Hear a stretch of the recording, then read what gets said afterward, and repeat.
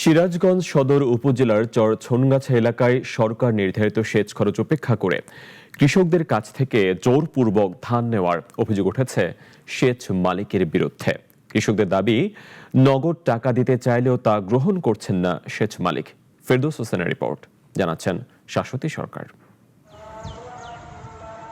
কৃষিকাজের অন্যতম গুরুত্বপূর্ণ অংশ সেচ দেওয়া। সিরাজগঞ্জের চর চোনগাছা এলাকায় সরকার নির্ধারিত সেচ খরচ থেকে বাড়তি অর্থ আদায়ের অভিযোগ উঠেছে সেচ মালিকের বিরুদ্ধে। সরকারি নিয়ম অনুযায়ী সেচ খরচ নির্ধারণ করা হলেও বাস্তবে তা মানা হচ্ছে না। স্থানীয় কৃষকদের অভিযোগ, সেচের বিনিময়ে কৃষকদের উৎপাদিত ধানের 25% দাবি করেছেন তিনি। কৃষকরা জানান, দীর্ঘদিন ধরে সেচ দেওয়ার জন্য বাড়তি অর্থ দেয়ায় আর্থিকভাবে ক্ষতিগ্রস্ত হচ্ছেন তারা। তাদের দাবি, নগদ টাকা দিতে চাইলেও তা নিচ্ছেন না সেচ মালিক। ধান না দিলে জমি থেকে ধান কাটতেও দেওয়া হচ্ছে বাধা।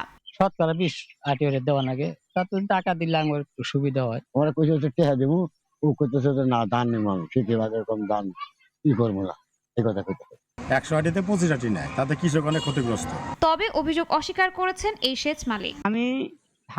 আমি নেই। লিখিত অভিযোগ পেলে প্রয়োজনীয় ব্যবস্থা নেওয়া হবে বলে আশ্বাস দেন উপজেলা নির্বাহী কর্মকর্তা।